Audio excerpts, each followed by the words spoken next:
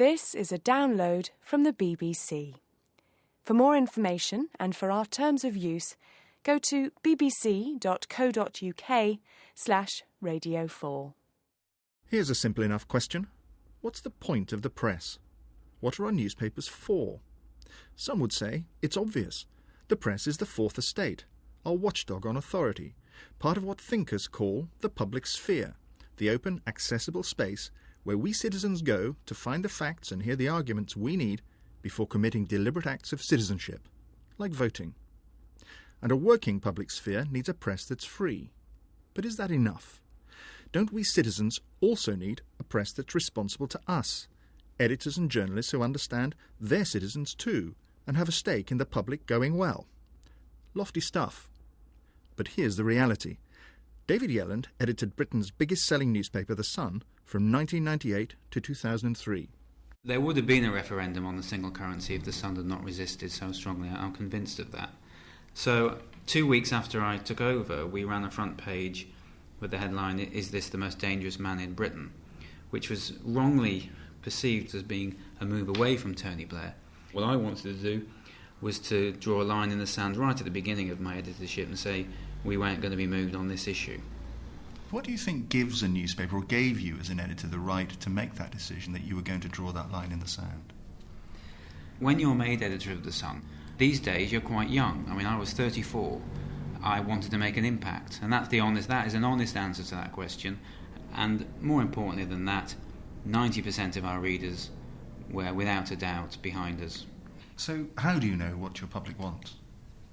Instinct is the answer to that. Editing a newspaper is the only mass market business which is still done by instinct. One of the things that has been written about quite a lot was one of your early headlines, the gay mafia headline. Was that an example of your instinct going wrong, do you think? No, that is an example, to be frank, of a huge error on my part as editor. I haven't talked much about this, but the reality is that there were other people on the paper below me that wanted to run that headline. They thought that Britain was run by a gay mafia, and I'd been there a few weeks and acquiesced and ran the story. As soon as it appeared, I realised instantaneously that it was a huge mistake. It went all against my own personal beliefs. We ran a leader which completely changed our position the next day, saying that The Sun wouldn't out gays anymore. I learnt a cardinal lesson. If we had to have a slightly duff news day, that was better than having to cause a riot every day. That was the thing I found most difficult about editing The Sun, is that I was paid to get up in the morning and say, it is absolutely unacceptable that this is happening in the country or that is happening in the country. And then the next day I'll have to get up and say, by lunchtime, it's disgusting that we're doing this. It's unhealthy to be angry all the time. As soon as you start to look at both sides of an argument, you know that you're in the wrong job. As soon as you reflect on things on the way home and ring in and change an editorial to say the opposite of what it was saying 3 hours ago, you're in the wrong job. And that happened to me quite early on at The Sun. So that's what press freedom is all about. The freedom of an editor to choose his paper's agenda on instinct and to make a career-enhancing impact. The freedom to change his mind 180 degrees the next day and pack it all in when he starts to see both sides of an argument. And the public purpose in all of that? The press in Britain feels as if, on the whole, it would rather there was a scandal and involved somebody in charge's blood. Jean Seaton, Professor of Media History at the University of Westminster. What worries her most is that the way in which the press distorts an important debate can harm not just our civic health, but even our physical well-being. For instance, one of the most extraordinary examples of that seems to be what's happened to immunisation, which is one of those very interesting mathematical wagers in which I will get my children all immunised for a very small risk in order that the community will have a very, very small risk of having these diseases.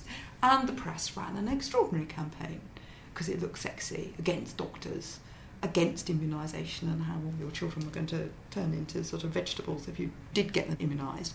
The press has not stood up and said, we're sorry, we got this really wrong. We have left whole swathes of communities more vulnerable to infections, in a scandalous way, actually. Some journalists still believe there was nothing scandalous about the way they presented the MMR debate, and their choice of focus on the high emotion on one side, the maverick doctor, babies in danger and anxious mums, at the expense of the flat, dull thud of reason, statistics and almost the entire medical establishment on the other. And there's a reason. Legislation and a royal charter require broadcasters to be impartial, fair and balanced, but not the press. Newspapers are free from all but the most basic obligations to avoid contempt and defamation. And remember, the MMR debate wasn't an arm's-length one about what our legislators could or should do on our behalf. It was a debate about our own civic behaviours, about actions we could take ourselves to make not just our own children safer, but also the children of people we'd never met. Not an isolated case either. Martin Moore of the Media Standards Trust, a charity which aims to improve press standards, studied another one. It involved a report prepared for the Association of Chief Police Officers. Prior to the report coming out, they gave sections of the report to media outlets, I think specifically to The Guardian. The Guardian reported it very positively, saying that the report demonstrated that there was not increased levels of crime as a result of higher immigration. It was picked up by other outlets, particularly by the BBC. That story ran completely counter to the agenda of various other media outlets who had not been given the leaked report, but who, having been gazumped, if you like, then tried to wrench the agenda back to their own territory.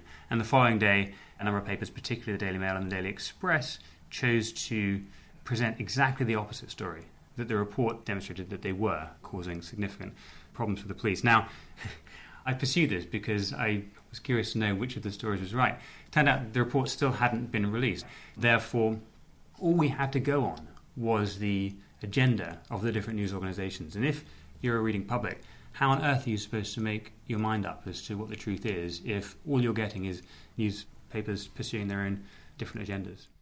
How indeed?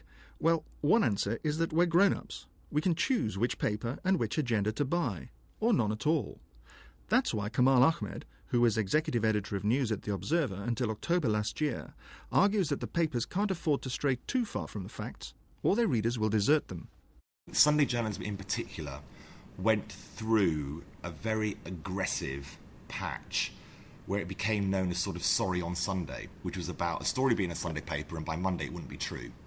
We weren't convinced about how long that could last, and I think all the papers actually had a rethink about what was going on with Sunday journalism, what it was saying and what it was doing, and how much our stories would have longevity. It was about us actually rethinking where we were, and I think the standards did actually go up, and I know that goes against the grain of what people believed, but I think actually from the business end, from my end, we did actually think about it.